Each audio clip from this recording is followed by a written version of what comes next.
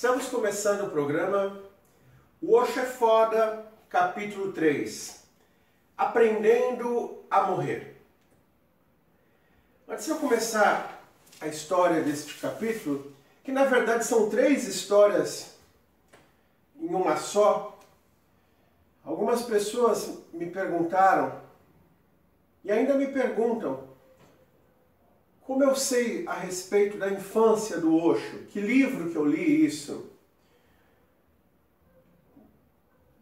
Eu acredito que você que está me assistindo, você que está vendo meu vídeo, sabe que o Osho nunca escreveu nenhum livro. Todos os livros que foram publicados em nome do Osho, na verdade são transcrições fiéis de seus discursos espontâneos. Então o que o Osho falava era gravado, datilografado na época, né? Agora digitado, e transformado em livros. Então o Osho falou muito sobre a sua própria infância. Só que tem uma outra fonte também sobre a infância do Osho, importantíssima. A mãe do Osho. A mãe do Osho morava na comuna do Osho, lá em Pune, na Índia.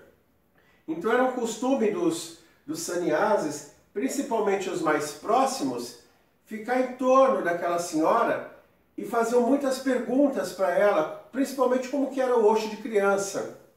E ela adorava contar aquelas histórias, e ela confirmava algumas histórias que o Osho contava e ainda acrescentava outras. Realmente é uma fonte muito importante. O Osho deixou o corpo em 1990 e a mãe dele 2 anos depois. Mas vamos lá, aprendendo a morrer. Vocês devem ter visto um cemitério, um tomate no meio do cemitério, que uma coisa tem a ver com outra. Calma, meu tempo é curto, mas eu vou esclarecer. Depois que o Osho começou a frequentar a escola, né, depois do consagrado primeiro dia de aula, que ele expulsou o professor mais terrível, ele literalmente fazia o que queria naquela escola. Praticamente não ia na escola.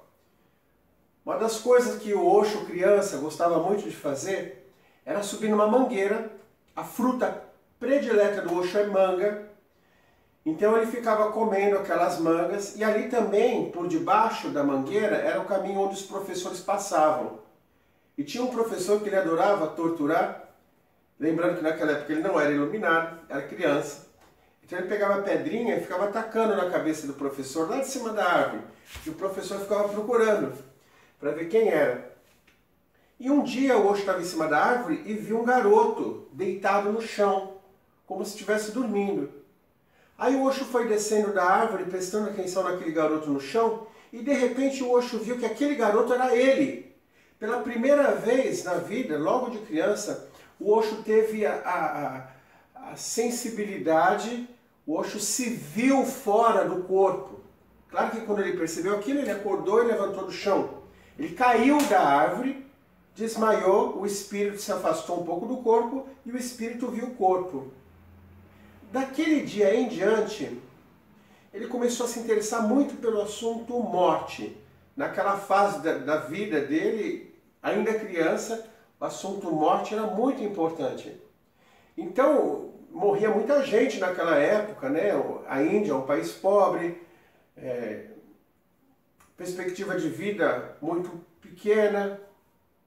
Todos os enterros que existiam, o Osho adorava acompanhar de criança, uma criança que gostava de ficar olhando a cara dos cadáveres, a cara dos mortos. Depois de muitos anos ele revelou que ele fazia isso porque ele queria ver se encontrava alguma pista, porque na passagem alguém poderia ter dado uma olhada como é a morte e deixado algum indício, né? Como foi o último instante de vida daquela pessoa. E de fato, ninguém jamais morreu e voltou para contar como que é. Pelo menos conscientemente não. Então ele tinha o hábito de ficar acompanhando os enterros. Era realmente um garoto muito diferente. Mas ele queria ir mais longe. Ele queria compreender aquela experiência que ele teve de ter saído do corpo. Então um dia, sem avisar ninguém, um dia de tarde, ele entrou numa caverna escura, deitou no chão e ficou absolutamente imóvel. Ele conta que ele sentia os bichos andando por cima do corpo dele. Cobras, escorpiões, aranhas, formigas. Mas ele queria ficar ali imóvel para ter a sensação como é morrer. O que é morrer? E então amanheceu, ele passou a noite inteira deitado no chão, frio, com um monte de bichos, bichos nojentos, insetos. E amanheceu e ele percebeu que a morte é uma passagem, ele percebeu que a morte é como quando você dorme e acorda, que é algo suave, necessário, que não tem nenhum terror nisso. E ele ficou contente.